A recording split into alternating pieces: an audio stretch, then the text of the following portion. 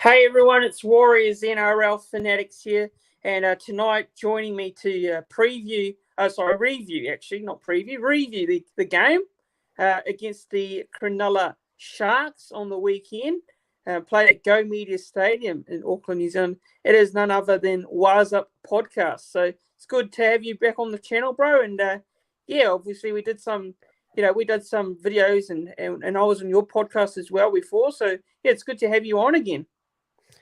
Yeah, thanks, Fanatics. Great to be back, guys. A little bit under the weather for me, but hey, that won't stop me from talking about the Warriors, man. And especially after that game, look, it's just a really good feeling, and I'm very happy to be on this platform with you, and always been very kind to have me on. So thank you, guys. Yeah, awesome stuff. So what we're going to do is we're going to review the round 20 game against the Sharks there, and we'll go through and give our thoughts on the general game, give a bit of a player ratings at the end as well, and also look to ahead to the next game against the Raiders as well. But we'll pop into the live chat before getting started. So we've got the Clove stuff here. And he's saying, "Evening, my bro. How's it going, the Clove stuff?" Nice, Clove. Good to see you here on the chat. So, yeah, we'll get into it. The game. First things first. Going into this one, how did you feel coming into this game? Being that the Sharks, obviously, are a very tough team, we're coming off our win over the Parramatta Eels. How did you feel going into this one? Were you very confident leading into it, or? What were your general thoughts leading into this one? Yeah, I was confident in the sense that I felt that Cronulla had a soft underbelly. I felt as though they hadn't really beaten anyone serious. All of their wins came against lower ranked teams, and when I seen them come up against the Tigers the week before, I just felt as though that wasn't a top 8 performance, and so I felt that our players our team is definitely top 8, and we've had the wood on them, and I trusted that we're peaking at the right time, and that even though we played an understrength Parramatta, it was still good signs carry through to the following week. And so I was quietly confident, although I felt Cronulla would throw a big attacking raid, and a game at us, but I knew that defensively they would fall. As long as we keep attacking those channels like Moylan and attacking their wingers and those types of things, that eventually we would get them. But quietly confident Fanatics, I'd say. Yeah. Yep. And just popping into the chat here, the close stuff. So she's nervous and confident. The Sharks also look incredibly unfit. Origin has affected Hines big time. And Jacko's in the chat. Hello to Jacko. Hey, Jacko. Good to see you in the chat. Always a loyal viewer to the channel, and always popping in a lot of Warriors content creators as well. So good to see your interaction in the chat there, and good to see you watching. So going through the game, actually first half, the start to this game. Now, the first 10 minutes, there was a try there to Nicholas Hines. So it was great work there by Matty Moylan and Broley, and Sharks on the board first 6-0. What were your thoughts on that opening try to the Cronulla Sharks here? Because it looked a pretty soft try to concede early on, and it looked like the Sharks were very much up for it early on in this game. Yeah, it just shows you that the Sharks are a quality side. When they are able to get repeat sets, and I think Pompey got caught in the end goal, and then that type of thing. I think that helped them and propelled them, and you can see when they get repeat sets like that, they can score. They'll figure you out. So I think Metcalf just got caught on his jam, on his line, and that happens to good teams all the time. So, but yeah, a little bit of surprise to leak so early. But again, credit to Cronulla, they are a quality side when they do, are able to be dominant, and they were dominant in that first 20 or so. Yeah. Yeah, and the closer to staying here, we started flat. That try from Hines snapped us into gear. The first moment we got in their 22, we scored. That deflated the Sharks big time. Yeah, so we'll get into that soon. But yeah, Sharks then, obviously, I thought the first 20 minutes, they had a lot of the possession early on, the Sharks. And the Warriors were struggling early on there. But We did get a try on the board in the 20th minute there to a great play there with Sean Johnson there and Shingy K. They combined there to set up Dylan Watini-Zelezniak to score the Warriors' opening try of the game. And it was 6-4. What were your thoughts on that try there that the Warriors scored? Yeah, it's always nice. Like I suppose it took a few sets to get into their shape and all that, but it's always nice when you can score an early try off some of your set plays. It says that your offense is going well, that you're attracting the right defenders in the right parts of the field, and you're getting the looks that you want. And then at the same time, SJ calling the shots, the likes of Dylan Walker coming in, and so just like Jacko's saying, they're playing with patience and understanding that you can't always go wide early. You have to really beat up through the middle, and once you get those, kind of reads and you start to see a little bit of a change in terms of how the defense was playing you. I think that's probably how Sean just was keying off of Moylan, seeing what he would do each time, and it was just masterclass in terms of sucking in those defenders. And it was nice to see Dallin actually just hang on his wing. Sometimes you see Dallin running off the hip of that link man, and he has to work overly hard to get there in the corner. But sometimes it's just nice to sit on the wing, get a nice crossfield pass, and you see how easy the finish is in that case. So very, very happy with it. And like I think Jacko or Clough stuff was saying that it just helped us get into the game mentally. Like you kind of scoring points helps you kind of set up everything. Hey Keith, my man. Yeah, Keith Whitelaw, good to see you here in the chat. How you doing, Keith? Hope you're doing well. And just going through some of the comments here. So Webster's got C&K ball playing out wide, amazing as it was his weak point. Yeah, what are your thoughts there on that comment? Jack is right. Yeah, he's turned him into an attacking threat. And it's credit to Webster and C&K for being adaptable. Some players, you can't teach them new tricks. Whereas I think C&K, he's been able to adapt and found something in his repertoire that maybe he didn't know he had or hadn't yet been achieved. So it's credit to him and Webby for that. Yeah, so it was 6-4 there, and then the 25th minute, we scored a second try in a row. So after the first try, instantly go and score another one here. It was waiting into Sean Johnson with a great short pass there to Rocco Berry. And it was 8 points to 6 there. It was a great build-up there leading to that try. What are your thoughts there on that try there? Yeah, great build-up and great play by Sean. I think if you look at earlier in the set, Curran hits a hard line and he gets smashed. But what he then does is Sean reads that and says, okay, I'm going to try and get Moylan again to bite in on Curran and then hit Berry, and so it was beautiful to see that double line, that both going in for that face ball and then Moylan keying off on Curran because he's so, he's shown, his body language and has been taught by Sean in a way to take Curran out. And then he hit Berry on the outside of his shoulder, and you can see that whiff from Talakai. Like Talakai didn't know what he was doing.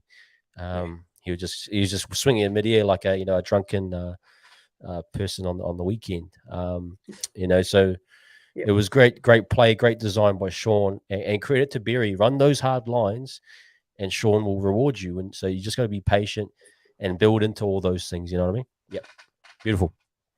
Yeah, it was. It was an awesome play there, and Sean's, being his form this season's been outstanding. He's in career best form at the moment.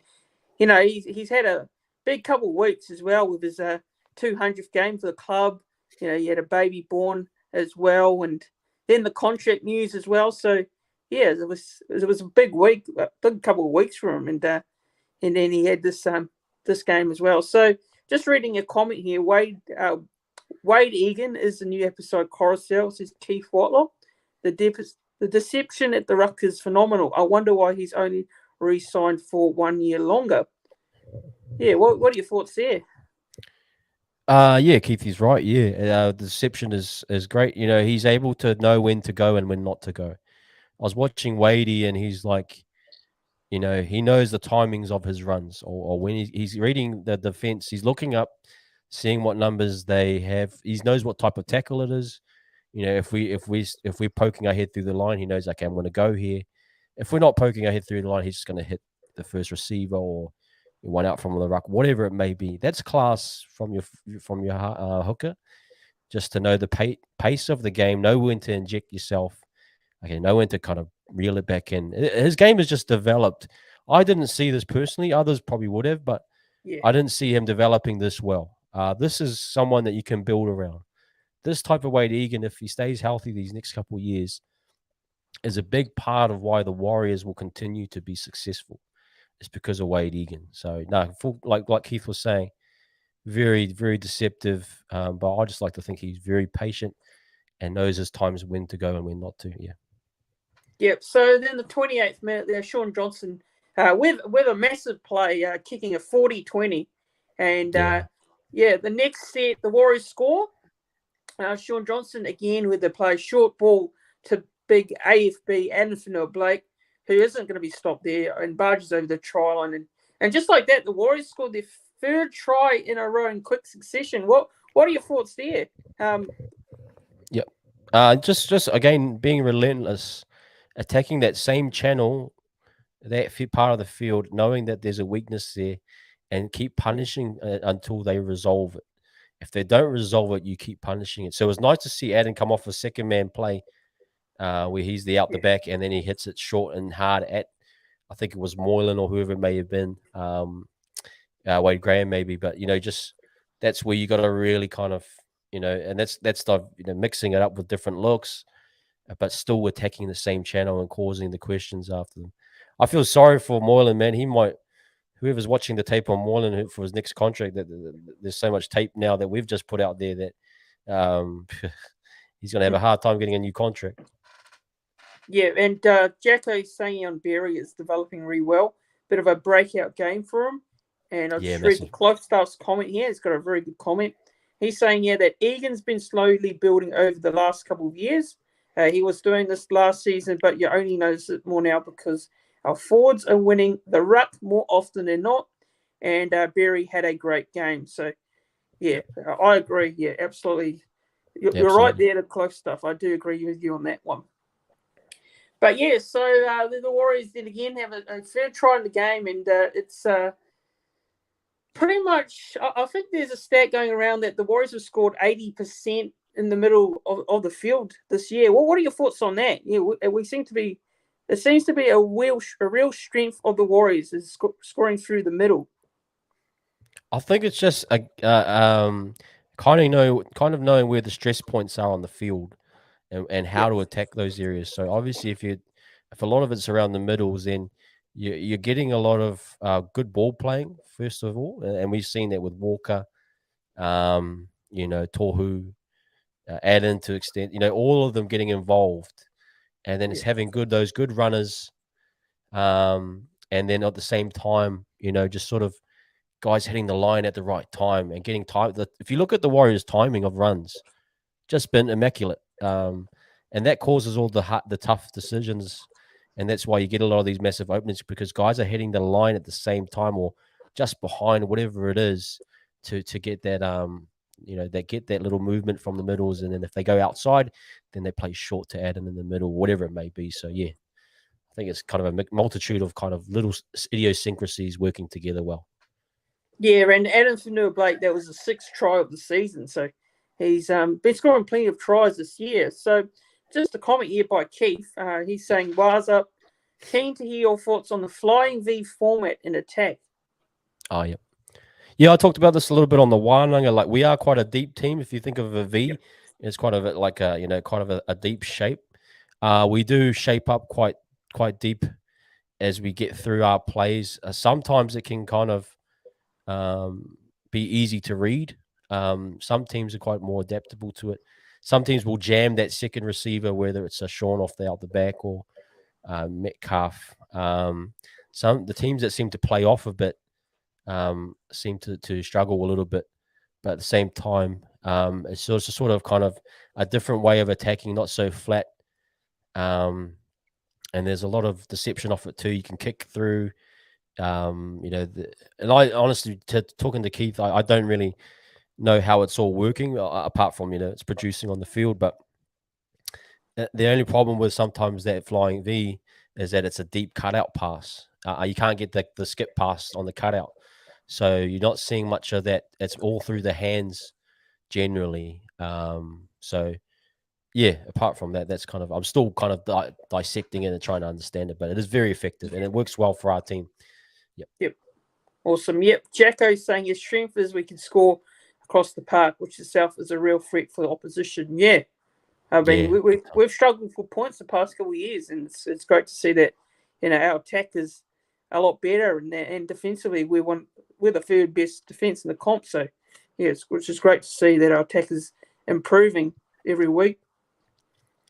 Yeah, no, it is. And the great thing is that the attack is improving and then the defense is maintaining. And it's kind of a good sign if we can maintain this offense, our defense. I prefer that over the attacking, getting 40 points every game. It's great, and it's great to see we have different attack from both sides. I think Webby said we need to get both sides operating on the same level or close to keep the defenses, guessing. But at the same time, maintaining defensive integrity is very important in terms of, really getting there in the end, if we're talking about finals footy.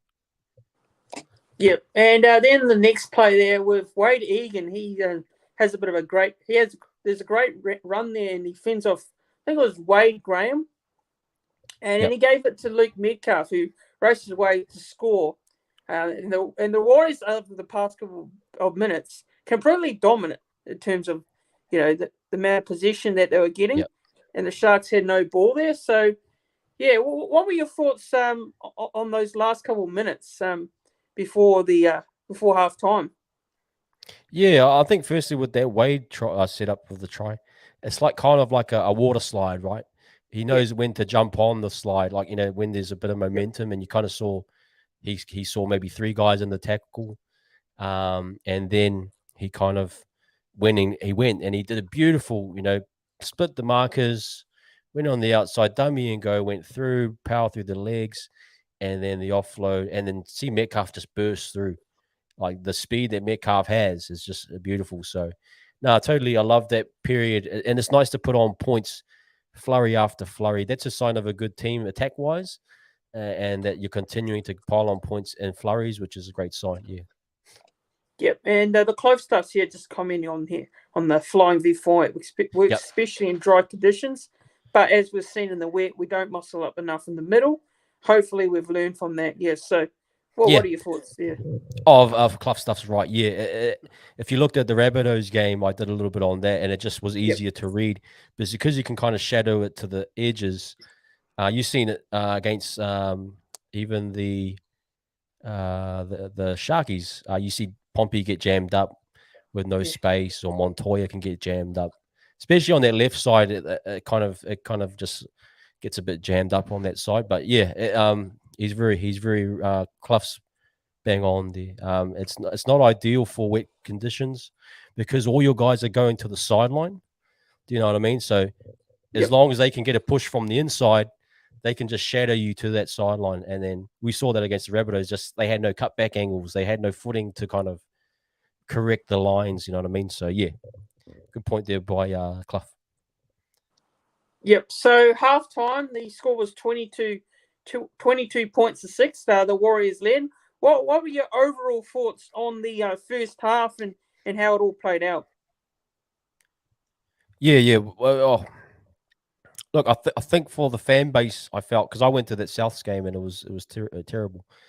I think getting back to Mount Smart and getting the place rocking and scoring that flurry of tries, you can just imagine the crowd there would have lifted the boys, and so everyone at halftime would have felt really confident. And even the boys themselves, there was no kind of signs that that things were going to fall away. There may have been a kind of a little. I think Mulatalo nearly scored a try, or was it the other side? Montoya stopped that one. So they had little threats, but it didn't feel as like if it was 22-12, maybe, but it was 22-6. You kind of felt a little bit comfortable that okay, we're going to ride this one out, even if we just defended all the second half, because some halves can end up like that where the other team just has a ton of possession. But I was pretty happy with that first half performance. Yeah, it was a great first half. Obviously, I thought we just completely dominated that first half completely. And the second half, it was the Sharks came out a lot. I feel like the Sharks came out a bit more, hungry. Yeah. I don't know. What were your thoughts on the way the second half started? Yeah, it felt like the Sharks started to get a bit of ball, and started to get into their game a bit. I think the challenge is whenever you're behind like that, errors start to come in, things start to happen. So although they might have been, you're still chasing points. And anytime you're chasing points, you're pushing an extra pass or you're trying something a little bit different. But I thought they came out and really gave a good head out, but we just repelled and especially our back five and that they really kept us in the game at times. But yeah, that's kind of what I thought. But we just kind of, again, credit to us that we held them out. We didn't let any points in, and that's the good thing about it, is defensively we need to be solid. Yeah. Yeah, and the Sharks looks like they got a try to I think it was Hazelton, but the referee on field says a no try. There was no try there to the Sharks.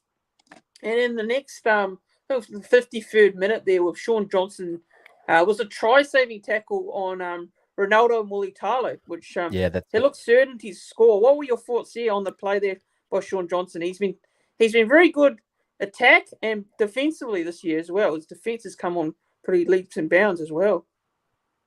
I'll credit to Sean. I thought it was amazing, the effort to come and get to the part where you have to push them out. I was a bit disappointed in Ronaldo, actually. If you look, he had it on his inside hand. Yeah. So he was going down for the right hand, which is what you want to do is kind of get what Dallin does, where he gets, even though he's on the right side, he can extend the hand over and then move the body so there's no pushing point. The problem with Mulitalo is he should have had the ball in the left hand and then tried to move his body so that Sean had nothing to push or push out of bounds. So I just think, I'm not sure if Mulitalo is actually a natural finisher with the left hand. But those are the little details that get, that will put the teams over the top. The good teams, like what Dallin's doing with his right hand, extending and then moving his body weight so there's no pushing part.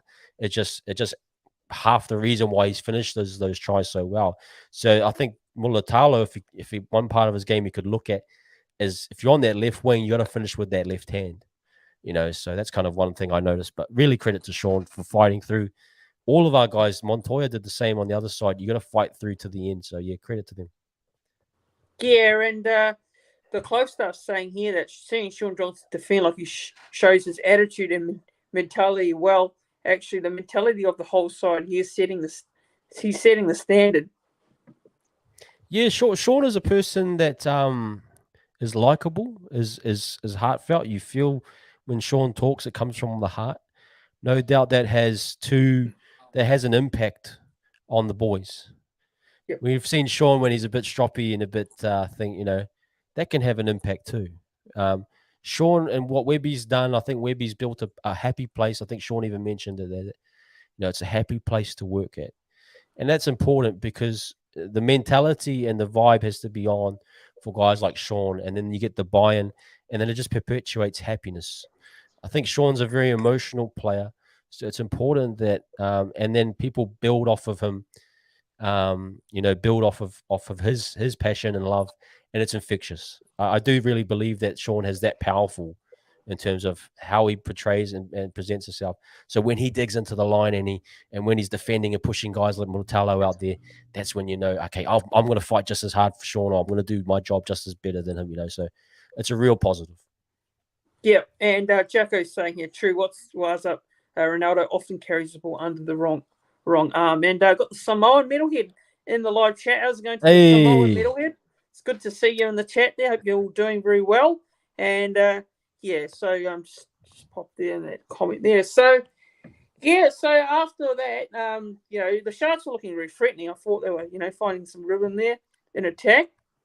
But Sean Johnson, great defense.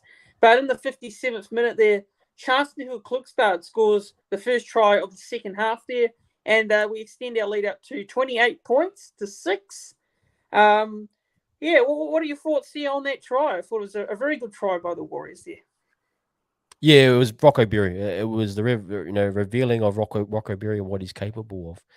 Yeah, Rocco is really coming along. I mean, I've been a critic of him, and I'll take that hit. And I've people have called him fifth tackle Rocco or fifth tackle Berry because he's died with the ball a few times. I think this guy is legit, and I think he's got the skills necessary to be able to go further. And we saw that. First thing first, he has really quick speed off the mark. It's deceptive because his legs are pumping, but it's yeah, actually he's got really good speed, and you can see he was just starting to separate from Talakai there. And then you get the whole package where he holds Mulatalo because Mulatalo wants to get off his read and onto Dallin, but he holds him just enough. Then he dummies him, and it gets a little bit of a movement, and then he pushes through the line, fends off Ronaldo, pushes off Talakai, bursts through, and then gives the pass. Like that's what you want from a center. That's speed, technique, awareness, yep, all of those elements. That's what a center's job is. When he gets that ball on the outside, he's got the speed to beat his man, and he's got enough creativity to be able to either draw on that winger or creatively beat him, and then get to the finishing man, get to that support player. And in this case, it was CNK. It was just beautiful. And credit to Berry. He's really shaping up right now as a genuine center, starting center. Yeah. yep. And just going through the chat here, got the close stuff. He's got a question. He's asking, does Berry take one of the centre spots next season? Yeah. Well, what are your thoughts on that? Because we heard that Adam Pompey's off contract at the end of the year. There was some rumours going around that he may go to the Knights, but that's been, I don't know if it's, I'm hearing that he may resign the Warriors now. So what are your thoughts on Berry? Do you think he'll take that centre spot next season, or? I think if you take Pompey and anyone else out of the equation, RTS, if you really want to develop Berry, this is the right time to do it. Yeah. And you have to back him. Now, I'll wait till Webby sees, how he looks at RTS. Leotoa's in the mix too. Yep. But if I'm Rocco Berry and if I'm the coach, like the best thing to do for this boy is to let him play, and see how far he can take it. He's been around the system for a while. He's had a few setbacks. Those things can get to you mentally. He's probably had 2 or 3 coaches in the same time that he's been at the Warriors. He's been away on COVID. He hasn't had any time at home. So this kid has been through a lot. He's like a kid that's been at school or was at the start of school when he missed those 2-3 years to COVID. He hasn't had his legs under him. He hasn't had all the reps that he would have had. So it's for me personally, it's like you give him a starting spot and you let him play. Leotoa can develop. He's got time. Pompey, it's up to him what he wants to do. If there's a spot there, well, you got to know that Berry might be the future. And then RTS, same thing. I think Berry holds that spot. Yeah, sorry, I got carried away there, but I do think you got to put the boy, you got to give him the time in the spot. Yeah.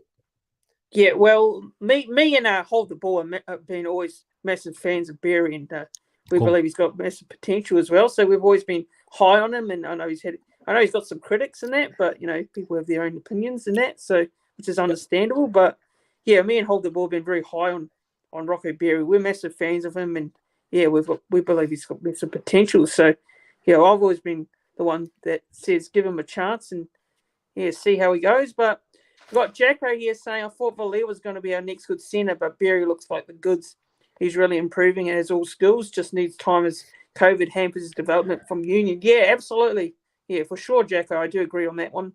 And he's had some injuries as well, too, Rocco Berry as well. So yeah, he's not had too much time in first grade. No, and like he hasn't had his full legs. He hasn't had his full apprenticeship done. But the kid, if you want him to develop, now's the time. Yeah, and like Keith's saying there, bide your time with Lair to work on that product. He can develop more before bringing him right in. Yeah, and the close I've seen here something on Valia. Valia has been very disappointing. Apparently, his attitude hasn't been great. So, yeah, I watched the New South Wales Cup games, some of the New South Wales Cup games, and Valia hasn't really done a lot. He hasn't really shown a lot of improvement since being in there. So, which is a real shock because I thought he was going to be the next centre coming through. But yeah, what are your thoughts there? Oh, we can't give up on our guys. I think, Yeah, that's another thing, is to not give up on someone when they're so young. Look, he what was he, 20, 21, 22, something like that. yep. Yeah. Look, I want to keep the boy around. Sometimes it's an adjustment for everyone. And sometimes, adapting to Webby's system might take a bit of time. Is growing pains. Some of our boys, they may not react the best to the criticism, and as long as the Warriors continue to develop him, give him opportunities, he may sprout later on. I don't want to give up on Villiers. He does have all the intangibles. He's got the speed. He's got the size. I just think just more time, and just see what he has, coming next year. I think really a big off season, big preseason again for him. Getting more familiar with the system, a big, and that's where he may come along later on. So I wouldn't want to give up on someone of his potential. He does have skill and potential.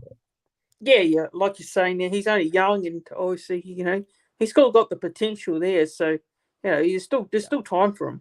I think There's there's still still time. time for him. Yeah, for sure.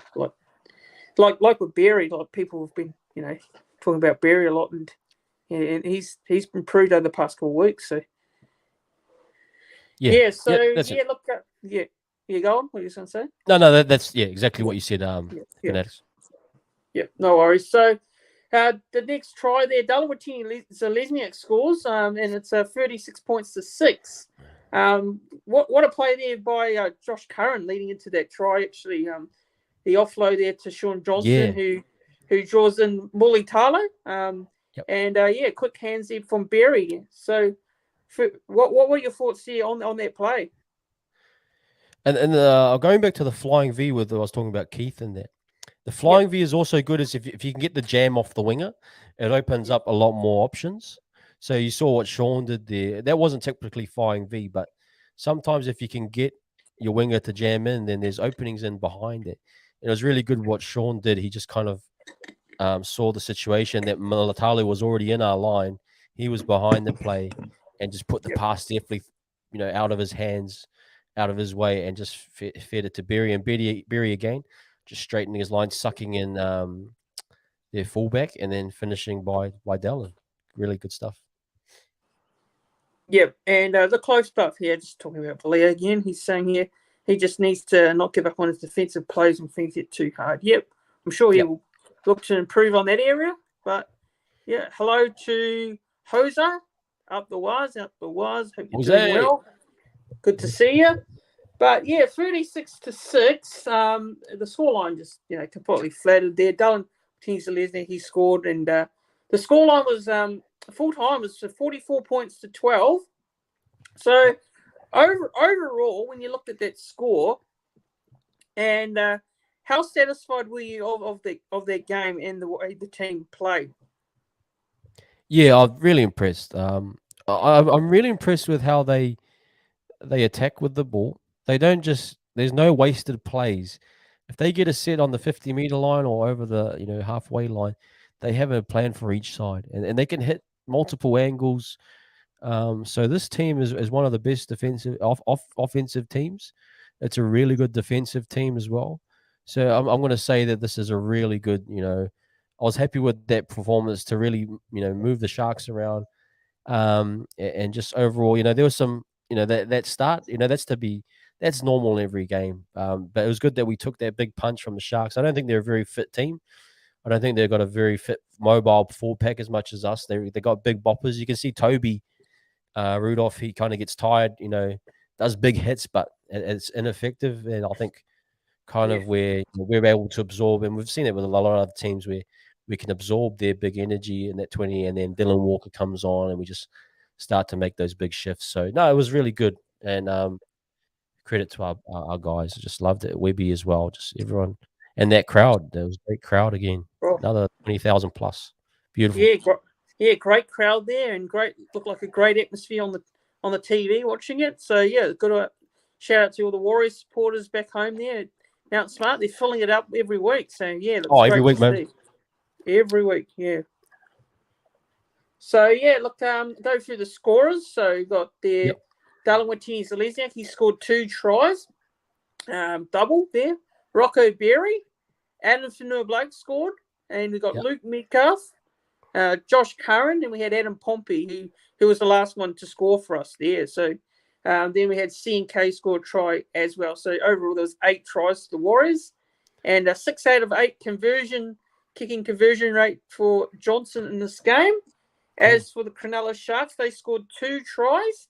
So we had Nicholas Hines there and Britton Niokora, and Nicholas Hines with 1 sin bin. So overall, that was the try scorers for the game. So we'll look into the stats now. We'll have a look. Actually, no. First, we'll have a look to the we'll have a look to the stats first. Actually, we'll go through the stats. So just give me a sec while I bring up on the screen. We'll go through the game stats first. So game stats, right? So where are we? Here we are. Got it. Okay, so possession 55% to the Warriors. The Sharks here 45%. Time and possession, Warriors 28.52 seconds. Sharks 23.33. Completion rate for the Warriors was massive. Really high completion rate here. So you got 90% to the Warriors. Sharks 76%. All runs 200 to the Warriors. Sharks 160. All running meters, we had 1,671 to the Warriors. Sharks 1,376. Post-contact meters, 448 to the Warriors. Sharks 408. Line breaks, we had 9 to the Warriors. Sharks 4. Tackle breaks, Warriors 38. Sharks 43. Kick return meters, 187 to the Warriors, 171 to the Sharks. The average play the ball speed was the Warriors 3.34 seconds and the Sharks 3.23 seconds. Offloads, the Warriors 7, Sharks 2. And the kicking meters for the Warriors was 665, Sharks 525. Forced dropouts, 1 to the Warriors, Sharks 2. Missed tackles, Warriors 43, still a bit high there. Sharks 38. So what are your overall thoughts there on those game stats there? Yeah, completion's great. If you've been following the team the last few weeks, completion's been super low. So to see the boys get that completion up into the 90s is just a great credit to being able to get back on the wagon or get back to the game plan or whatever it may be. And so, but those missed tackles are a little bit concerning, but at the same time, hard to judge what a missed tackle and effective is. Sometimes I saw Pompey might have missed 8 tackles, but don't really see where the 8 came from unless you had to really look deep into it. But at the same time, overall happy with those numbers. Pretty good with that. Yep, and just going to go through some of the comments while I was reading that thing out. So we got here, the close stuff is saying the scoreline showed just how good we were become. We didn't let the foot off the throat against a side that was well and truly gone. And the Samoan Metalhead saying, totally agree, Levon. That's why we looked flat during the first 20 minutes, absorbing the big boopers. We have to do the same thing with the Raiders this Friday.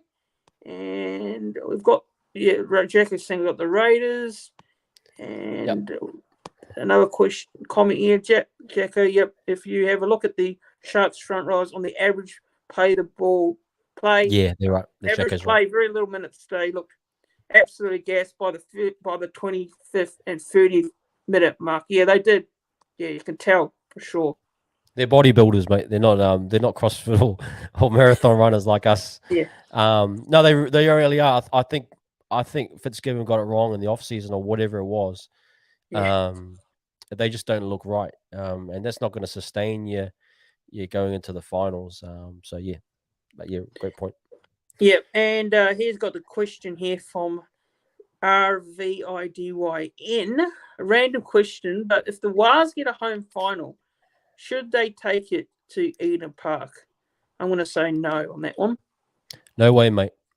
The No. Mount Smart is the energy and life force of the Warriors. It's important that we keep those scaffolded seats in there, so that if we do get a home final, 30,000 at Mount Smart is better than 50,000 at Eden Park. I can bet you that right now. Yep. And Hosea is saying usually our first 20 minutes are way more messy. 8 or 9 errors in the first 20 against Para, for example. This game we played great from the beginning. Our best performance yet, in my opinion. Yeah, an interesting one as well. I think if you guys know, there was one where SJ got an offload and he bobbled it, but he regathered it.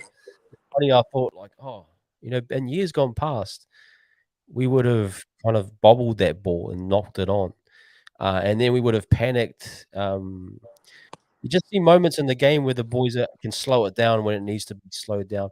They don't force the pass if it's there. The offloads that AFB and Tohu have been doing are generally safe. There's no loose play by someone trying to do something that they can't do. So I think everyone's playing within themselves, and it's benefiting our completion rates, all those types of things. So it's credit to our team. And like the Jose was saying, it was just one of our best performances this year. Yep, yeah, and just going through the next part now. So standout players. So standout players for you. We'll hear your standout players first, and then I'll go through and give my standout players and go through some of the stats and give your thoughts on their stats as well. But who are your standout players for you in this game for the Warriors? Yep, I want to give a shout out to Metcalf. I thought Metcalf, what he did was really good. He was more involved and more in sync with SJ. You can see they started to link up both sides of the ruck. So we hadn't really seen Metcalf go to the right side, but we saw a few times he was on the back on the right side. His support play was really good. Very patient with his passing with Ford. Put him underneath sometimes, and that's all you need to do sometimes. And then he used his pace, injected his pace at the right times. Now, the other big thing with Metcalf is he didn't give up defensively. He got out to his reads. Apart from that first try, Nico Hind, that's a bit hard. But he took every hit that Nicola threw at him, and he held his own. So what we want first primarily is come finals footy is defense. So it's about defense and having strong people in those positions. And I think Metcalf is more than holding his own. I was very impressed with him, actually. Yeah, Luke Metcalf I thought was great, just like he was great against the Eels there. I thought that was one of his best games in the NRL. So he definitely backed up from that previous performance to the game against the Sharks here. So the close stuff saying here, I saw an Instagram post from Jazz before saying see you soon. So that's real interesting. Looking forward to seeing Jazz back in the side. Actually, I think he'll bring plenty to this team. Yeah, Jazz coming back is awesome. We get back to that, the Bald brothers or the Terrors, twin Terrors, whatever we're calling them. And I think he's really he's going to come along, hit the ground running. It might be a game or two where he might need to freshen up. It's been a long time, but he should be able to come in and do his role solid as well. So very happy with that. Yep, and Jacko's saying here, geez, standout players, how do you select them? Sean Johnson, Metz, Barnett, Berry, the list goes on. Yeah, exactly. Like just picking at least one player. It's like picking a man of the match should be pretty hard, just to come up with a man of the match in that game because there's so many standout players, and I don't think many players had disappointing games. I couldn't pick out a bad player in that game. I really couldn't. So yeah, I've always said that when you have good players, it makes us. And if everyone's performing at a really high level, and you can't pick who's the man of the match or whatever it may be, that's a good sign because that shows you're not depending on one guy to create for all the time. So it's a credit to all those guys there that Kiwi Raiders even saying, so really good point. Yep, and just the comment here from Jose. Says Chance has been amazing this year. Seeing his drop ball was sad, but it's only one time. So, yeah, what are your thoughts there? CNK's been very good for us this year. He's been, a great buy, having him back at the club. Well, you remember when Reece Walsh was back there? I mean, Yeah, how frustrating that was. I know he's done well with the Broncos, but you got to think we're complaining about one knock on in the last whatever so many games. That's great for us as fans. We're feasting and enjoying the Warriors and the spoils of war, but at the same time, we just got to kind of reflect sometimes. Hey, we've come a long way since last year, and Chan's dropping a ball when the game is still three tries ahead or whatever it may be. Yeah, it's disappointing, but it's not the end of the world. And I think the players can, most of all, the players don't get upset by things that don't go their way because they trust that their defense will, they back their defense to get back into the into the game. Yep. So I've got some stats here. I'm going to have put up on the screen in terms of some players that stood out, and I want to give your thoughts on this one.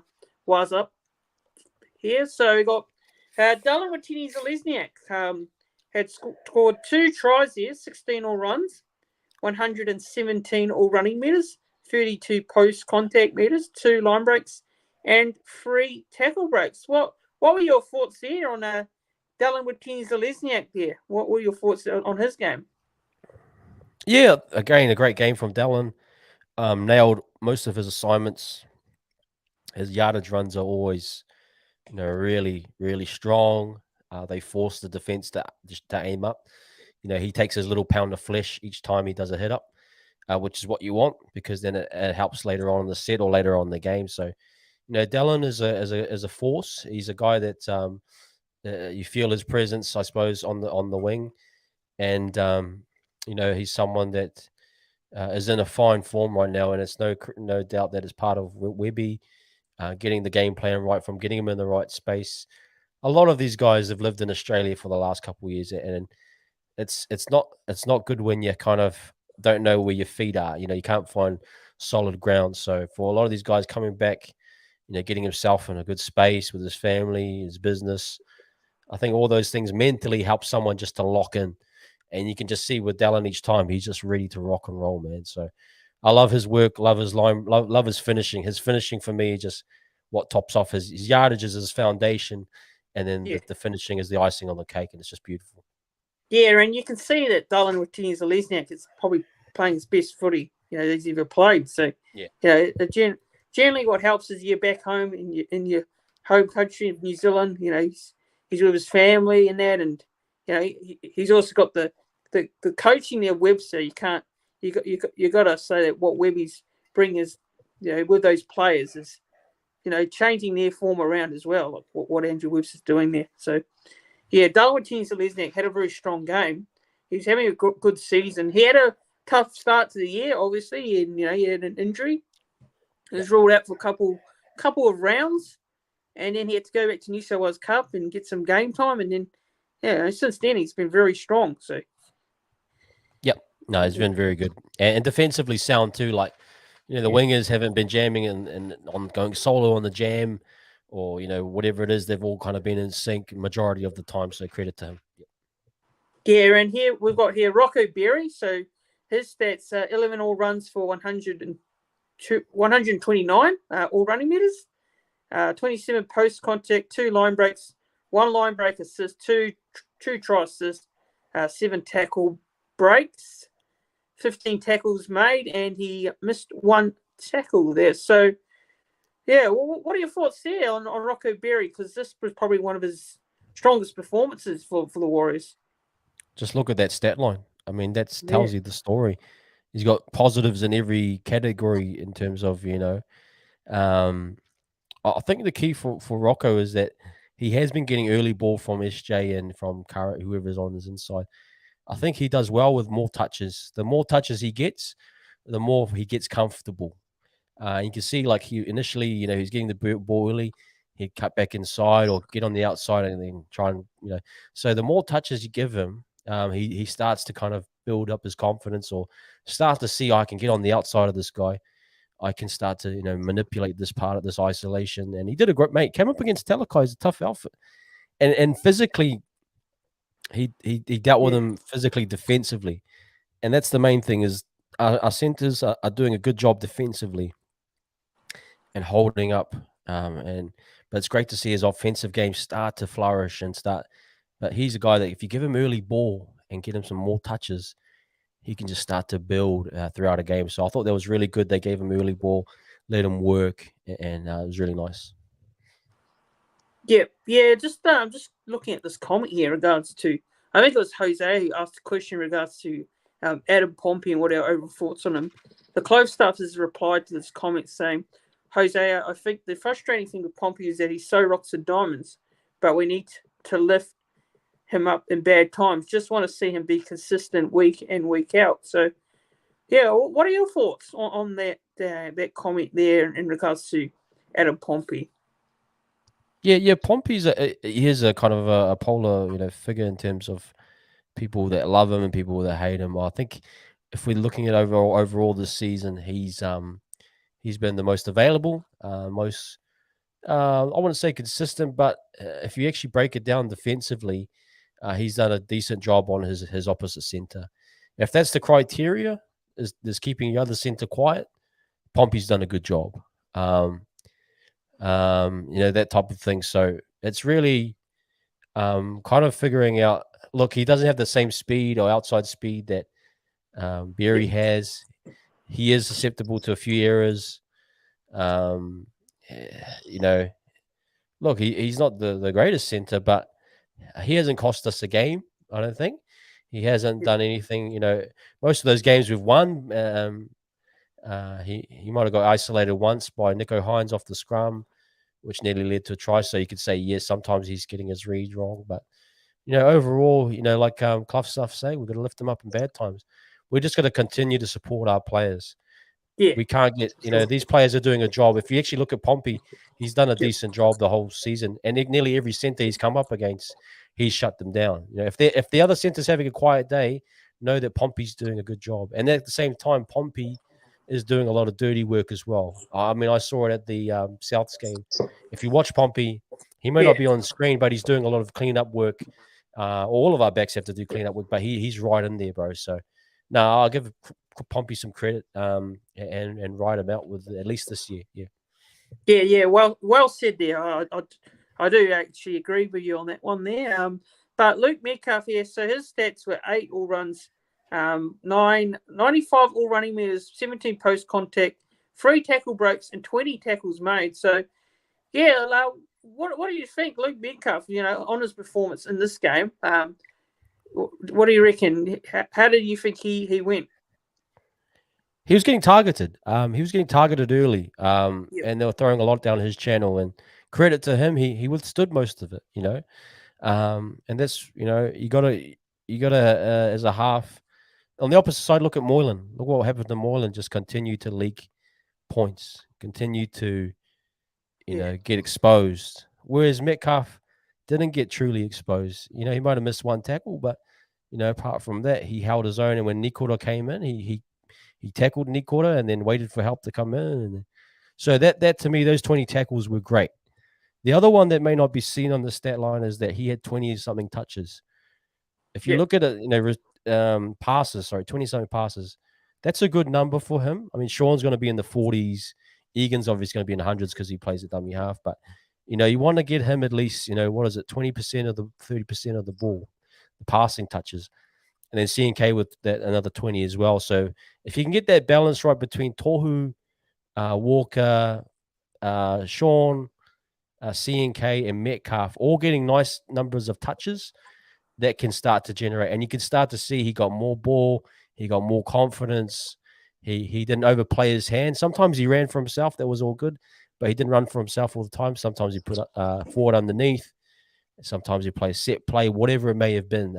Support play was on point as well each time. So, yeah, very, very good. Yeah, and the Clove stuff's saying here with Metcalf on the side, it's taken the Sean Johnson centric attack away a bit more. Sides now know Yes, that they have to worry about Metcalf as well as Johnson. So absolutely, Clough stuff. You gotta be dual threat, eh? Because what can happen is a good team like the Panthers, they can take Sean away. Okay, we're going to shut down Sean. We'll jam him all day. We'll push up on him. Well, what's the counter to that? Then you got to go to Metcalf, and Metcalf has to be able to create. So yeah, good point. Yep, and the close stuff's saying here in regards to Tamari Martin. Tamari Martin will most likely come back via New South Wales Cup. Metcalf has been way too good to drop. Tamari Martin's probably another month away at least anyway. So, yeah, that'll be interesting, obviously. I think right now you can't drop Metcalf from the side. No. You can't. You just can't drop him because he's just playing so well at the moment. So, I think Tamari Martin's going to have to bide his time. Yeah. I think, when something happens, you get over the point of no return. You know how they say that when you're kind of in the flying, there's a point when on your flight, you can't keep going. You can't go backwards. You actually have to keep going forwards because you don't have enough fuel to get back.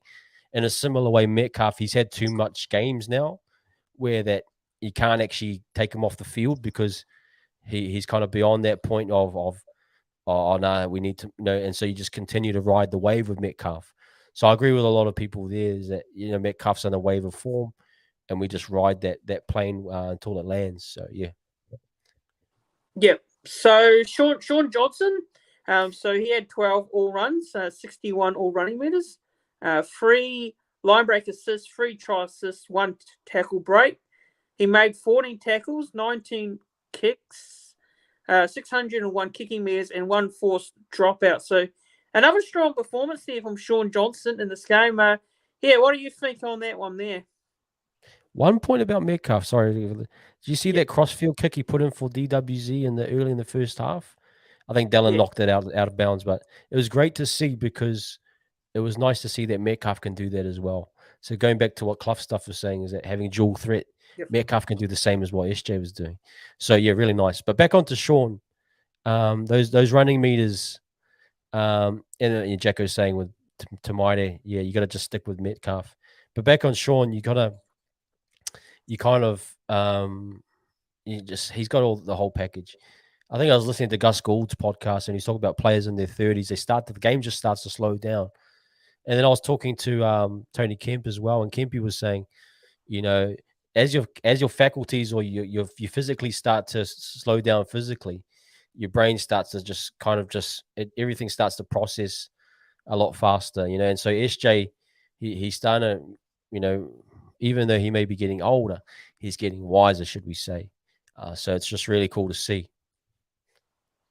Yeah, and the close stuff saying here, Sean Johnson just knows his game so well now. It's good to see he's content about taking the back seat and letting Metcalf do his thing too. So yeah, absolutely. And obviously, Sean's not what he was a couple of years ago. Where he was a young player, where he was stepping, and he was a different player now. He's more mature. I think he's more mature and he's more experienced now to what he is back then. Yep. So. We're not seeing just Sean Johnson look for the flash stuff all the time. He's not that sort of player anymore. He's just more of a guy the team around the pack. I'll say this about Sean. I think the Webby system has done a lot for Sean in terms of taking the ball out of Sean's hands. Actually, if you think about it, Sean was almost he was given a free license in some of the systems that he played in. But that was due to a lack of coaching, being able to be creative in terms of setting up sets. You look at our set design now, and it's just everything has a purpose and a plan. So it's easy for Sean to put himself in play if he knows what his compartment or his department is, and then he can be variation off of that. And then that 40-20, like Jacko was saying, it was just it just sways the momentum and things like that. He knows when to play those 40-20s now. So you see Sean's development and growth as he matures, but it's also a credit to Webster just knowing how to create a game plan, getting all the pieces right. And then Sean doesn't have to think off the cuff. Sean for years was just thinking off the top of his head because the offense wasn't doing anything. So he's thinking, well, I'm getting frustrated here. I'm just going to go try and score points. So I'm going to try to do this thing crazy. And no one was on the same page as him. Now everyone's on the same page and things are starting to click, and he's not required to do that miracle improvised type game anymore. It's a very structured type system. Yeah. Yep. And I've got hello. So to T. Johnstone, how's it going? T. Johnstone, hope you're doing well there. But yeah, well said there on Sean Johnston there. So another player here got the stat here is Adam Fanua-Blake. So he, in my personal opinion, probably one of the best forwards in the game at the moment. I know a lot of people were saying Payne Haas, but Adam Fanua-Blake's definitely up there at the moment for me. I actually think that Adam Fanua-Blake's taking that top spot ahead of Payne Haas. Actually, at the moment, I think his form's been a lot better in terms of the way he's been going. But his stats here: 20 all runs, 183 all running meters, 62 post contact meters, 1 line break, 4 line breaks, and 16 hit ups. What are your thoughts there, Adam Fanua-Blake? He's again shirking up the running meters every week. I think it's his work off the ball too. I think that gets overlooked. Like his tackle efficiency, I think it's up to the 90%. Rarely misses a tackle. Of course, he's doing a lot of work in the middles, but he's not slipping up as much as someone that's his size would. His conditioning is on another level to other ones. I think Haas may be on the same level of conditioning. But he's playing long minutes now, long periods. I remember under Brown, he was doing a 30-minute stint and he was off, or 25. Now he's doing a straight 59 and then he's off, or whatever it is. So he's been able to, his endurance and all those things has and then like Clough is saying, his late footwork, hitting at the line, ball playing, all the little details. We probably didn't think that this guy was capable of ball playing and all these different things. So it's nice to see someone like Adam. He's not just a barge up the middle guy. This guy's very finesse, technique, and he's just benefiting from the fact that he's got a big guy. But this guy could play in the centers, no doubt about it. I think he's that talented. I think Adam is actually the most talented guy on the squad if you really break it down. And other guys have said that as well. But I'll go with Adam, and I think everyone kind of agree with me. I'm not trying to be biased against Haas, but Haas may be more overpowering, but Adam has power, everything, skills, finesse, all parts of just a great footy player. Yeah. Yeah, and the Clove stuff saying here in regards to AFB is completely trimmed down. He's so fit. Yeah, you can tell. You can definitely tell for sure. I think a lot of our players are very fit and look very that they're all very fit and mobile and our forwards and that. So yeah, look, Adam Fanua-Blake, really, each week I'm just running out of things to say about him because he's just doing the same old thing every week. So nothing surprises me anymore. Yeah, absolutely. But Wade Egan. Now I thought he was very strong performance. So his stats obviously probably not as high, but 4 all runs for 57 all running meters, 13 post contact meters, but he had 1 line break, 1 tackle break, and he made 33 tackles. So defensively, he's always very strong. He always works really well defensively, hasn't he? So what are your thoughts there on Egan? Because he had a strong game against the Eels down there in Sydney, and then he pretty much backed it up in this game as well. It was very threatening when he was running the ball too. What are your thoughts there? I want to kind of go back to what Clough was saying. Like, you're starting to see Wade Egan because the forward pack is getting, the ball on the front foot and all of that stuff. And I think Clough has kind of got a good point there. That Egan is a benefit of our forward pack. And that's where he's saying, what's Clough saying there, our forward pack more effective is the fact that him and Harris come up in the line together and you stay. Yeah, and going in with numbers, man, you go in with 2 or 3 guys off of Egan, he'll pick the right decision every time. His decision making and manipulation of the ruck is just elite. And like Clough is saying, putting him in spots that are effective. But he's got good come and go kind of understanding, know the right time to going. And defensively is sound as well. It's starting to see that he's a guy that's probably grown into the season a bit. I know he had massive HIA issues. Knock on wood, he doesn't have any more. But I think he's getting healthier as we go along. So I'm very happy with Egan and very happy we signed him up to, I think it was 2025, So, that's great stuff. Yeah, and T. Johnstone is saying here he's aggressive on attack and defence, but got the butter soft hands got the passing game, defense. He's a hard worker. Yeah, he's a hard worker type. He's not going to bang you off, like lift you up, but he's got really hard working elements and attributes to him. He will never give up. He will never give in. That's the type of thing. Yeah. Yeah, and just going on this comment, so Ian consistently keeping the A defenders and the markers on notice. I say he's probably the best at the engaging the markers going around. It's good to see the boys in the middle following him now. So, yeah, which is bang on there. Yep. Well said there. A real good comment there. And T. Johnstone saying it's his decision making which hits the fort on when to go out and back to the half. Yeah, and all those elements been elite, and guys going in shape with him. And there's multiple variations, but if you actually think of him, head fakes are massive with him. Yeah, faking one way, and then you get that second marker to go the opposite side. Then you chime back in around that ruck, so you get an extra 10 meters. Really quick play the ball. He just has all the elements that you want to stress that area of the field, like Clough was saying, that a defender, a gap defender, and then playing off of those guys on the outside of him. And then actually I want to just acknowledge his passing game. I know people have been, giving him a hard time about the no looks, but they work. But also his long passing game is direct to Sean. Sean's getting the ball on the front foot. He's not getting it behind his arms. He's not having to reach out for it. His passing his service has been pinpoint, so very sharp. Yep. And Mitchell Barnett here, so he had 18 all runs, 165 all running meters, 59 post-contact meters, 4 tackle breaks, 17 hit-ups, and 28 tackles. So what are your thoughts there on Mitchell Barnett there, on his stats and how he's been going lately? That's a great line for Mitch.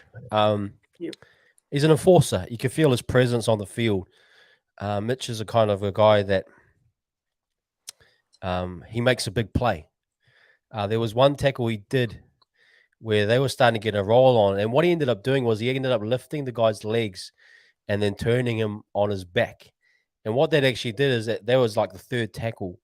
And if they'd gotten that fast play of the ball, they would have had us on the blind side again and probably got, not saying they would have scored, but the momentum would have been in it. He just did that tackle and it just slowed their tempo right down. He's one of those guys that he can just shut things down. He picks his moments right when to do a big hit. And then his work on attack, he just grinds away, man.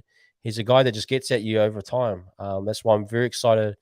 Hopefully that he maintains going into the finals footy, because he's very, very important. His consistent game is what we need to go far. I do believe Mitch Barnett is that separator for us, especially in the 4-pack. I love what he's doing. Yeah, and the close I've seen 100% his passing game, giving Sean Johnson bullets, helps Sean Johnson get the ball out to the edges quickly and efficiently. Good service. Yeah, well said there. Yeah, and it's just good that Mitchell Barnett's back on the field now, because there was a lot of doubts whether he's going to be back this year, and I think there was some rumours around whether he'd retire or not, but thankfully they didn't come through, and he's fit and ready to play each week. So yeah, it's great having him in the side. Actually, Mitchell Barnett brings a lot to the side too. I think just his impact and what he brings. So yeah, the close stuff here saying Barnett has really stiffened up our defence. Yep, and here's another one that sets a tone. It's in your face and it gives the attacking side something to think about. So yeah, what are your thoughts there on that comment? Yeah, Clough's right. He sets a tone. Like whenever you need a big hit, Mitch does it. And it just sort of reminds the opposite team that, hey, you're not going to, what you think you're going to do to us isn't going to happen. So he knows when to kind of push those buttons and when to kind of be that enforcer type. No, but Clough is bang on there.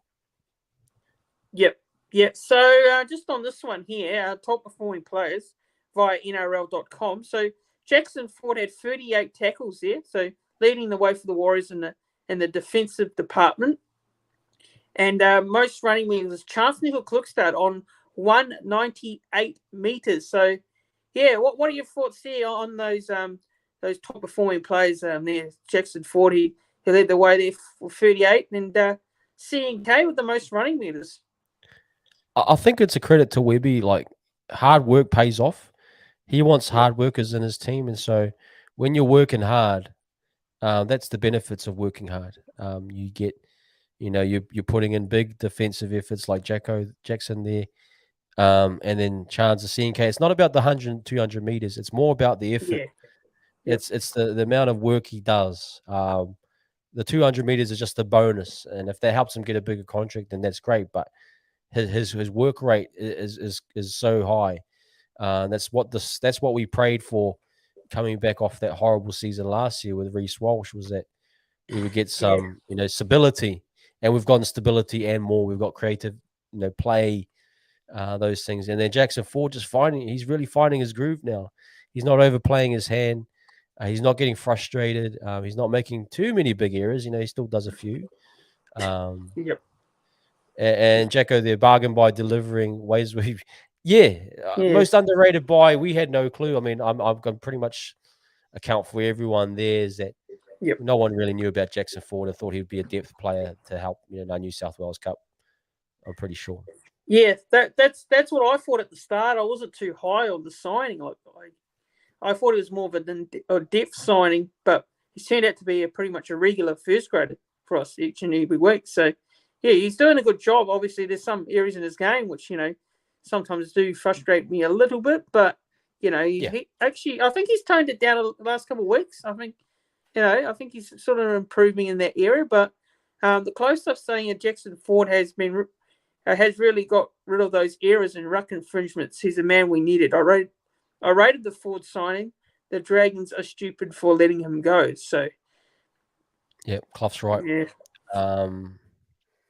I think that would have been a bit frustrating for old Anthony Griffin doing the commentary, seeing Jacko do well.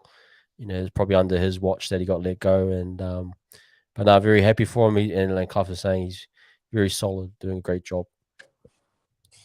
Yep. Yeah. So, your man of the match for the game, your 3-2-1. Who's your 3-2-1, and who's your man of the match for this one? It's so tough. We talked about it. Like there's so many good guys going around. I want to give it to Sean just based on the week that he had. I mean, he's just had his baby. That's emotional time and a hard time. I mean, I've had my own child, and to go through that process with your wife it can be mentally draining. I know they've been through it before, but still, the process of giving birth is huge. And so credit to him, and to be able to mentally check out, and just focus back on the game and give a world-class performance. That 40-20 was beautiful. Going deeper into the line too with his attacking shape, hitting the right people at the right time, defensively sound. I just want to give him that credit. But honestly, man, there were so many good players. Everyone was doing their role really well. Yeah, that's fair. That's actually fair enough. Yeah, look, I'll go and give my 3-2-1. So I'll go on with Free Berry. Cool. Yep. Can't fault you there. Can't fault you. Yep. So 2, I've gone with Sean Johnson at 2, and number 1, I'm actually gone with Wade Egan. Yeah, I know it might be a little bit out there, but I've gone with Wade Egan. It was hard to give a man of a match for this game because I had a long think about it, but I just thought that what Egan did in this game, I thought it was really strong. So yeah, I've gone with Wade Egan, but some people might have a different opinion, but that's what I've gone with. Oh, awesome, man! No, I can't. Again, I can't fault you on that opinion because literally all those guys stood up. I went with Barnett in the silver. In the second place. Yeah, and then I went with Berry in the third, but easily could have swapped all of those around. I love that you picked Berry because it was a breakout game for Berry. I think it really was. Yeah, and Jeff is saying Sean Johnson has to be man of match. He really shoved it up his old club and enjoyed it as well. Yeah. One other thing about Sean, just a superior kicking game, more powerful with his kicks than SJ. You can see Hines; he struggles to kick the ball long and off the back foot. He's very much a front foot type player, whereas Sean, he can kick from literally any position and get you good meters and yardage. So it's nice to see him just again pointing out that Hines, he's a great player. He is.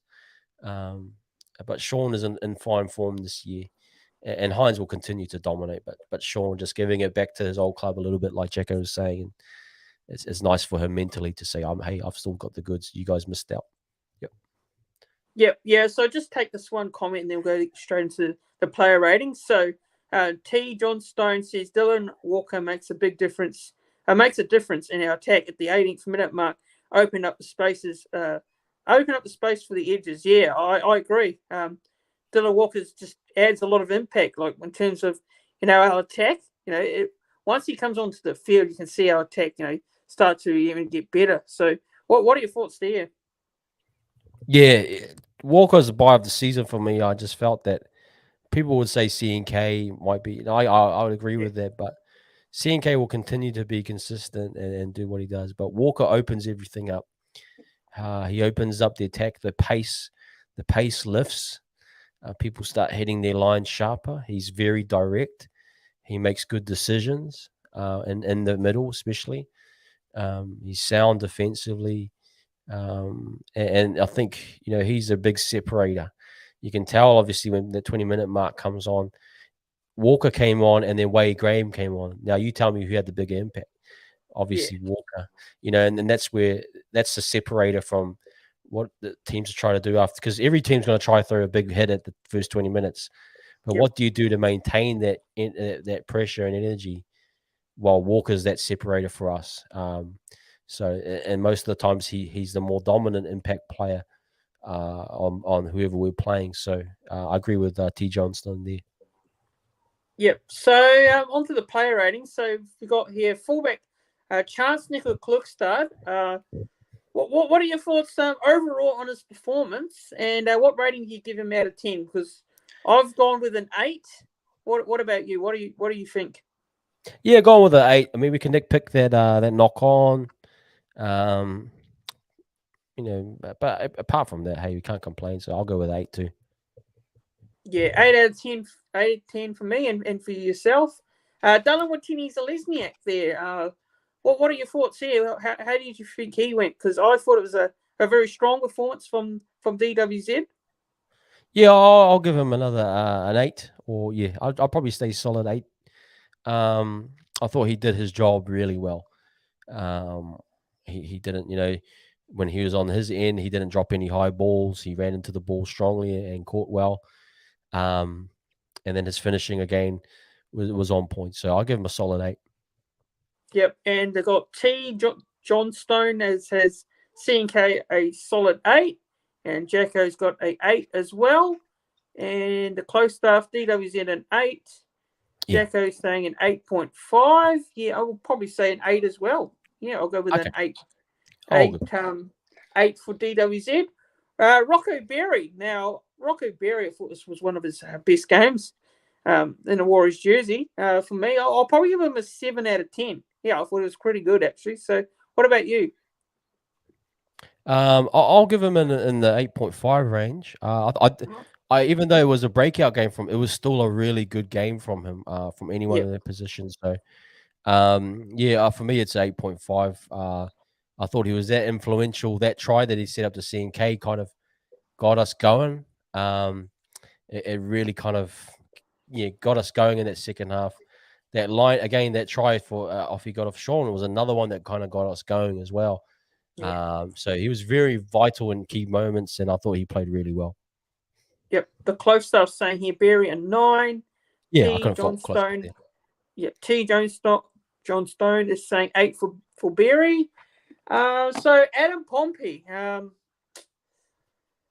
are your thoughts? I'll probably give him a 6 out of 10. Yep. Yeah, to be honest. What about you? Yeah, it wasn't a big game from Pompey. I don't think there was much happening his way. Didn't really open anything up for Montoya. So I'll go with a 7, something like that. Again, the criteria for Pompey I think is a little bit different. But based on his overall game, probably 7.5, something like that. Yep, Jacko is saying Rocco an 8.5. Looks like a first grade centre.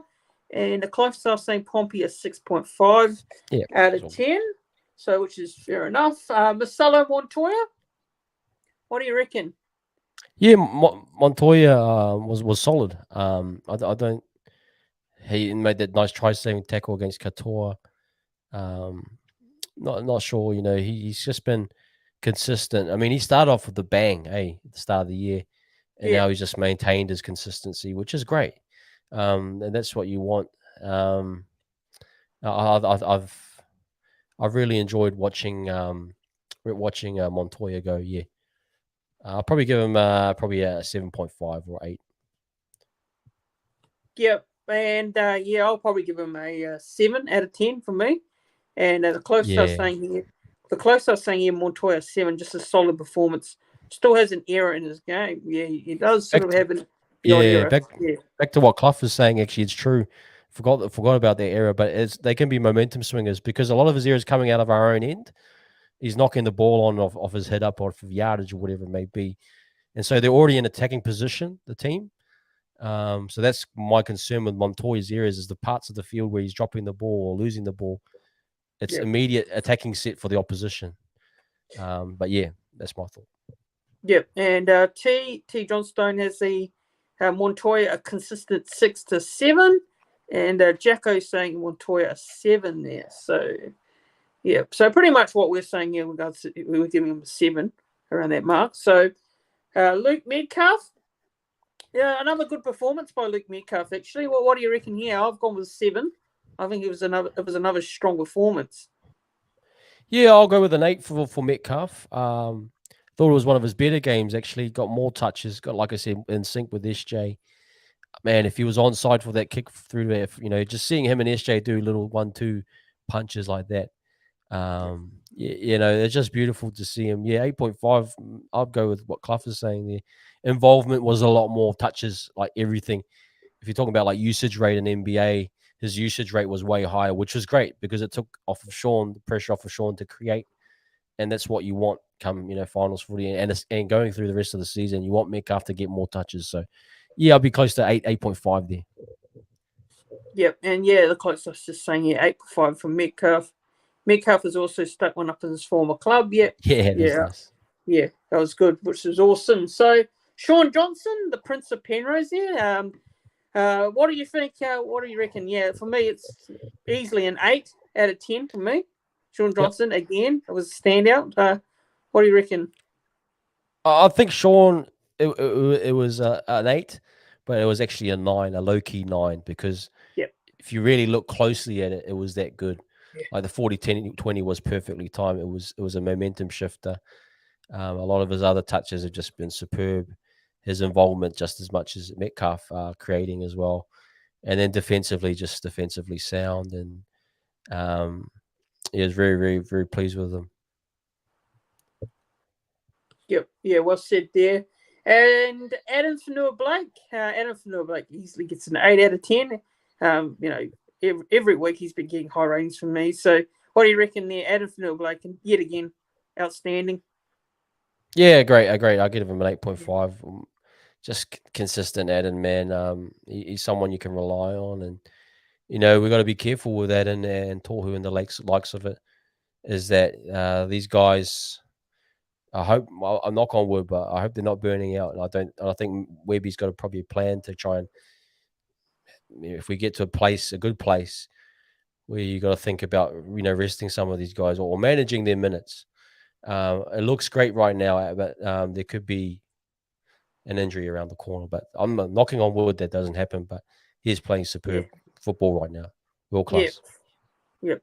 So Jackie's saying here, FB for Noah Blake, they're a 9.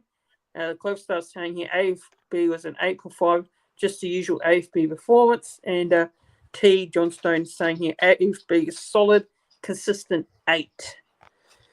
Wade Egan, the hooker there. I'm going to go Wade Egan a 9. I'm going very high on him in this one. I'm going to go 9 for Wade Egan. What are your thoughts there? I'll have no issue with that. I'll probably say a solid 8.5. But 9's great too. Just that dynamic player, just it's insane how far he's come. And Clough is saying there, an 8. Things happening around constantly. Yeah, good point. Really good point. 8.5 for me, or 8's fine as well. So yeah. Yep. So 8 there for the Clove stuff. The Clove stuff saying it could be an 8.5 for Egan, and Jacko's saying here Egan an 8. So Mitchell Barnett, what are your thoughts here on Mitchell Barnett? Oh, I'd probably say an 8 for Mitchell Barnett for me. What about you? Yeah, he's just another impact player. Like, it's not an impact player, but like a player with X factor, with intimidation, with I'll go 8.5. I think he's that good. I think he kind of the subtleties of what he does. He's very impactful. But yeah, eight would be fine as well. Yeah. Yep. And Jackson Ford, I've gone with a 7 for Jackson Ford. What about you? Got to go for an 8 or 7.5. Like, he's been consistent. Not a big breakout game, but he is working in that channel that him and Metcalf are slowly getting on point, and he's just consistently running his line. He's not veering off that line. He's not trying to do something too outlandish outside of his zone. He's just doing the right stuff. So no, credit to him. Yep. And the Clove staff here is just commenting back on Barnett. Barnett's an 8. Love the mongrel mentality he brings to our side.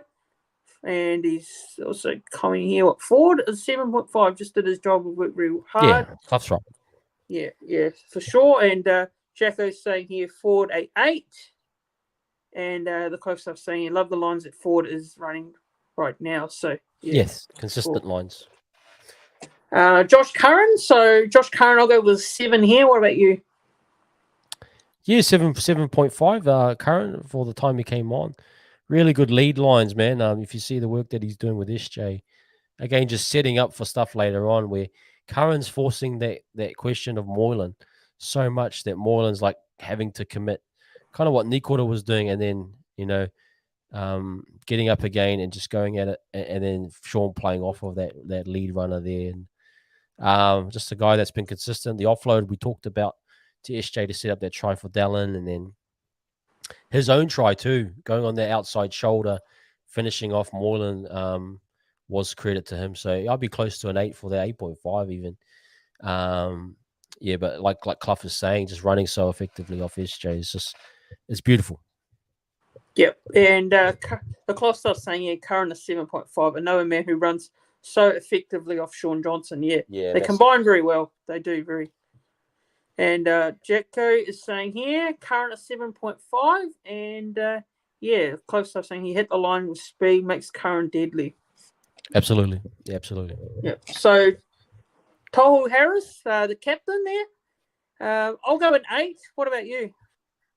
I'll probably stick with an 8. I know he came off a bit, and look, Tohu's another guy I want to gift wrap and put with teddy bears and pillows, because again, we just need him so much. He's so important. But you don't want to see this guy injured like how he is and banged up, and he's got strapping. He's a living mummy. But I just hope he stays healthy. But we need him. He's massive for us. We really do need him. And I love our captain, man. Leads by example. Speaks when he needs to speak. And people respect him. And especially Webby, his relationship with Webby is beautiful. There's mutual respect and love there, and that's what you want between your captain and your coach. That you got each other's back no matter what happens. Yeah. So I got the bench here. Freddie Lussick. I don't think he did a lot. I don't know. What were your thoughts just generally on Freddie Lussick here? I've given him a 5 out of 10. What do you reckon on Freddie Lussick? Yeah, I'd stay with like a 6 or 7. Like, it's hard to give guys coming off the bench with limited minutes like a grade, right? Because they're not, so I don't want to say they're a 5. That would say they were bad, but it was quite hard to see. I think Lussick was literally a replacement for Egan, but it wasn't an intentional impact type. It wasn't an impact change. So what I mean by that was there's no intention to use him coming on as like an impact. So his game plan was just to literally give it service out of dummy half, keep the game going, let Egan have some rest, and just don't do anything silly. And I think he pretty much did that. So I'll give him like a 7 or something like that. Yeah, I think that's fair enough. Maybe I was being a bit harsh there on Lussick, because Lussick really didn't play a lot of minutes. So, but it's really hard to like give a rating on a player that hasn't really it's tough. It's played really a lot. So, Maybe I'll probably say, probably give him like a 6 or something instead. I might change it around. Yeah, I might change it around because I think maybe a 5 is a bit harsh. Yeah. So the close stuff saying Lussick wasn't on too long. Yeah, you finished up the game effectively enough. Yeah, more of a 6 or 6.5 when he was on. Yeah. So yeah, can't be too hard on him. Yeah, and the close stuff is also saying Egan ended up playing at 7 when Sean Dawson sorry, went Clough. off. Yeah, I didn't even see that. You're bang on, Clough. No? If you saw that, sorry, I didn't notice it. That's great to hear. Yeah. I mean, shout out to Clough stuff, man. This guy is on point. Yeah. You gotta get Clough on here. Has Clough been on here? No, he hasn't. I've got to get him on. Oh, you got to get the Clough on, man. Yeah. No, and I'm not being joking. I mean, the Clough and your knowledge, brother, and you know the little details. We appreciate everything, man. Awesome, Clough. Yeah, his comments have been great tonight. Actually, everyone's comments have been great, and absolutely, the interaction's been great. So just finished off this bench. So we got Bailey Seren in there. So Bailey Seren, what do you reckon? I'm going to give him a solid 6.5 out of 10. What do you reckon? Yeah. Sir, again, Seren is kind of a victim of different time frames. Clough, way too short. We love you, brother. We love any. It doesn't matter. Your involvement in comments in the comment section and every platform that you're on. It's great to have you in that conversation. It helps all of us. So appreciate you anyway, bro. But yeah, back to Seren. Yeah, solid. Running his lines, doing his work. Seren, if you look at Seren, he does a different job every week. So you got to give him credit for doing what he's doing. But yeah, I'd solid 6.57, something like that. Yeah. And Tom Arley, I'll just give him a 6 out of 10. What about you? Yeah, Tom struggled a little bit. I think, again, different type of time. That's usually Bunty's role to go on and start like that in that position. It was good test for Tom actually to see how he would cope. He got pushed back a few times. Wasn't like he got bullied fully, but it was good for him to kind of get some reps as a starter and see, how he could cope with that. He struggled a little bit, but then he found his legs just a little bit and then came off a little bit of impact at the end. So I was very happy with Tom. And I think it's, eventually, he's got to eventually look at himself and say 2024, hey, I want to be, if they're going to do an impact with Barnett off the bench, then I want to take Bunty's role. He wants to get himself acclimatized to being able to be a starter or whatever it may be, to be able to be, as impactful and as effective as he can be. Yeah.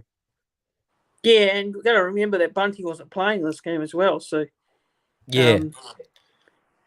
Which is interesting what they're going to do with Bunty when he comes back. So, I don't know what it was. I think it was an injury, wasn't it? That's the reason why he was out of this game. So, the close stuff saying here, Sarah a 6.5. I've liked what Sarah has done for us in the last couple of months, where we've given him a game plan and he goes out and does it. Yeah, he just does the job. That's what he's. That's his role. Coming off the bench and doing his job, and that's what he's doing very well. So, the close stuff saying here that Ale is a 6.5. He's suited to bench at the moment, but good to see him have the experience to start against the fresh players. So, absolutely there. And Jacko's saying here that Ale is coming along well. 7. Yep. Interesting. Yeah, fair enough. Bunty had HIA. Oh, yeah, that's right. Yes, that's right. He did. Yep. Thanks for that, Jacko. So, Dylan Walker was the last player on the bench there. Dylan Walker, again, his impact off the bench has been immense for us this season. I'll give him an 8. What do you reckon? Yeah, 8.5 for me, close to a 9. Yeah. It's just that impactful if you really look at it. Well, I know I loved his game. His consistencies is good. Just in fine form. A guy that will be big come finals time.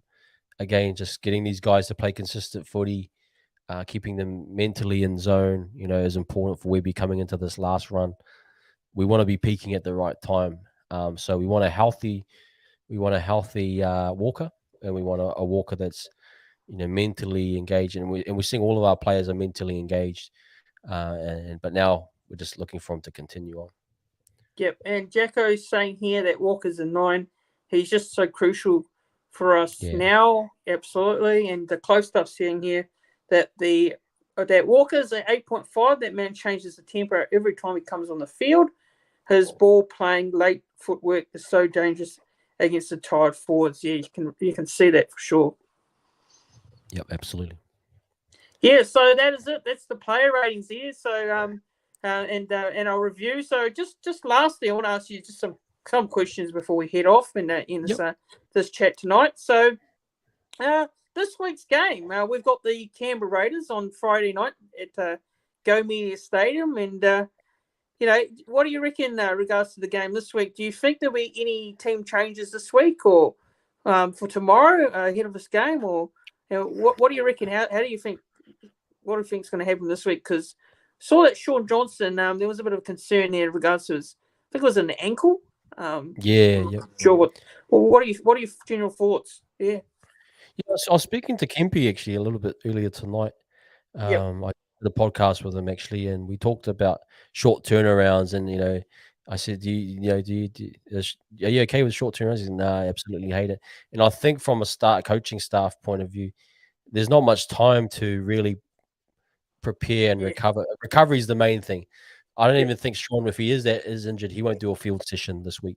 So a lot of guys will literally be jumping on the field, but literally off of what the last time they jumped on the field was from that Sunday. So that's also a benefit as well, is that it's fresh in the mind, and but it's all about recovery. And if Sean's a little bit off on Tuesday, he might not get on that team list because it is such a short turnaround. Depends on how much rehab he can get done.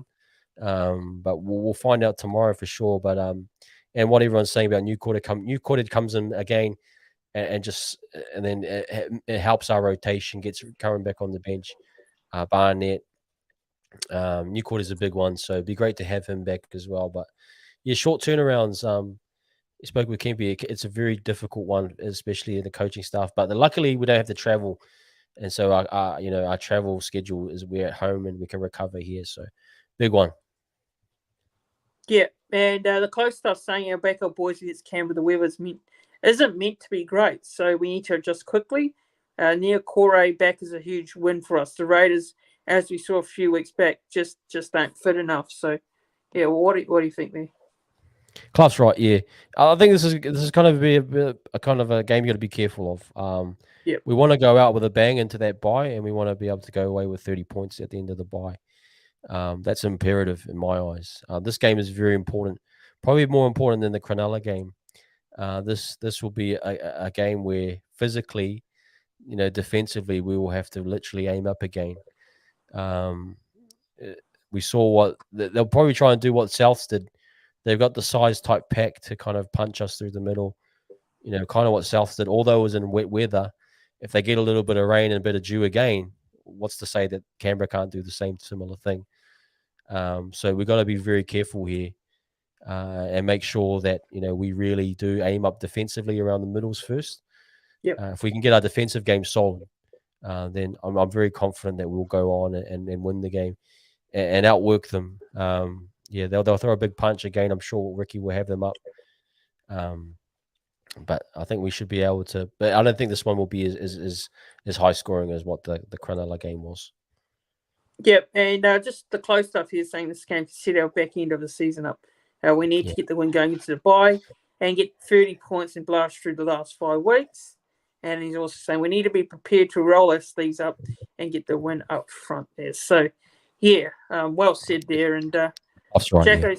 Jacko's saying Raiders don't have Cody Walker. That is equals the big difference. So, no, absolutely. Yep. Yeah. So yeah. Look. Thanks. For coming on. Leave on from Wise Up podcast. Do really appreciate you. Giving your time up and jumping on here and chatting about the Warriors and reviewing the game and keep up the good work with what you're doing as well with your podcast. I'll give it a listen every week and thanks for coming on tonight and I'm sure we'll be doing more of these soon. More of these live shows. Yeah, man. No, thanks again, Fanatics. You're honestly, mate. You the amount of work you're doing to put out content for us as fans is absolutely awesome. Shout out to again, Clough, Jacko, all the boys in the chat. Great to have input from our fans. It's a great time to be a fan. It's a great time to talk about the Warriors. not to say even if we lost, I wouldn't talk about. I would, but this is a really enjoyable feeling and a great opportunity here on Friday to cement what is a great start to the season and set us up for that back end, like Clough stuff was saying. But thank you, Fanatics. You've been always very kind to me, and I'm doing my little thing, a little bit under the weather, as you guys can probably hear my voice, but I'm trying to continue to ride this beautiful wave and create content as much as I can, while at the same time balancing it out. But it's great to know for all your daily needs and content, Fanatics is always there, guys, and that's the bottom hard truth. So a shout out to you, brother. Yep, no worries. Yeah, and again, just I'd like to thank everyone for tuning in. Thanks to everyone for watching and your comments, your questions. The likes of Jacko there, T. Johnstone, the Clove staff, to everyone in the chat. There were some people in here earlier, which were in here as well. So yeah, look, thanks to everyone for tuning in. And yeah, if you haven't done so already, go and follow the Wise Up podcast on all the platforms here of Instagram, Twitter, and you got any other platforms you can follow you? Yeah, Wise Up TV on YouTube. I usually do the Wānanga. Yes. I didn't do one last week. I was a little bit under the weather. It started last week. Should be back on this week for the Wānanga. And then the Wise Up podcast, did just recently an episode with Kempy, Tony Kemp from SCNZ. A kind of a polarizing figure. I know a lot of people might not agree with him, but I've really enjoyed getting to know Kempy, and we kind of get into the Warriors and review and preview, but also we break down, New Zealand Rugby League, those types of topics, a little bit closer to home. And also some, kind of Kempy's a little bit about his life, but it was a really good chat, and we'll be dropping that one pretty much, hopefully tonight or tomorrow morning. Yeah. Awesome stuff. So yeah, go and check that out once it's up. So yeah, guys, thanks everyone for watching. Make sure you do like this live stream. Click the thumbs up on that live stream. Don't forget to like the live stream or like it back if you're watching it back. And don't forget to make sure you subscribe to this YouTube channel as well.